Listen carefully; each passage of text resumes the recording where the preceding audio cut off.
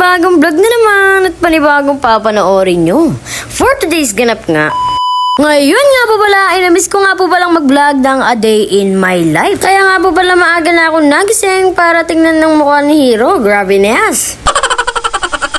Buti kat naisipan ko to kundi ay wala na naman tayong vlog. Paglabas ko nga po, tingnan nyo naman napakaganda ng araw ngayon dahil uminit na. Nagising nga po pala ako ng 7:57 AM at ako ay dali-dali na nagpunta ng CR para maghilamos. Grabe naman talaga ang face ko dyan, para naman talagang unggoy ba? Go!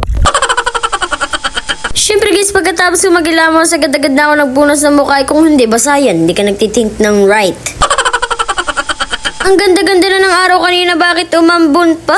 Grabiness! Siyempre guys, wag natin kakalimutan mag-umagahan at mamaya ngayon nagising natin si Hero para kami ay kumain na. In-order nga po pala ni Mama kila Ate M, kaya thank you Mama. Kung tinatamad nga po pala kayo magluto ng umagahan ay umorder na po kayo sa kanila. Ito po ang kanyang Facebook.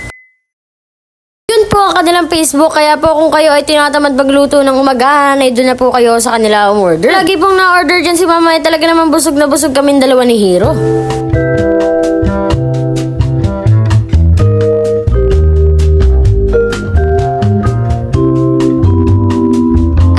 Tapos na ako kumain, syempre hindi magpapatalo si Hero, mahuhuli pa rin siya. At nag-request pa nga na videohan ko pa siya, o diba, mukbanger yarn?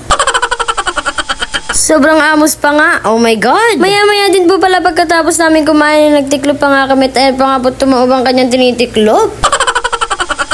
Hindi ko nga din po pala talaga kita kaninang maga na nagtitiklop din si Tito Matt, kaya nga sabay-sabay kami nag-timelapse dyan at nakita din siya. Siguro guys, kala nyo ang bilis namin magtiklop dyan kasi naka-timelapse, pero kung hindi talaga yung naka-timelapse, napakabagal namin. And guys, kung akala nyo lang maganda din ang mga tiklop ni Hero, ay hindi po, at inulit ko pa po yan. Kung hindi talaga naka-vlog, hindi ko talaga uulitin yan mga yan. Grabe niyas.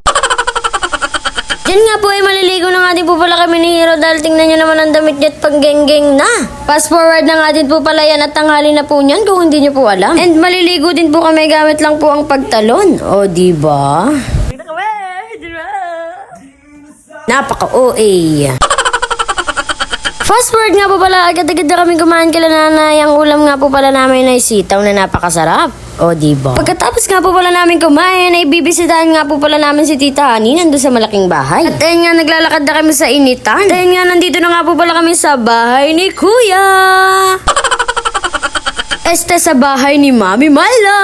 At ayun nga, papapasok ko mga po pala ng kwarto ay naabutan ko si Hiron tulog, pero scripted yarn. Ayun nga po sinasabi kong scripted kasi pagdating ni Tita Honey galing bayan, nung may dalang milk tea ay agad-agad nagising.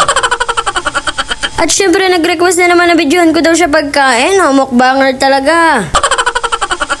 At yun nga po, pinapayos na nga po pala ang tiles ng malaking bahay doon sa terrace. At ito nga po, bumili na nga din po pala ng rep. Hindi ko po sasabihin kung sino yon, basta mapapanood nyo po sa susunod na vlog ko.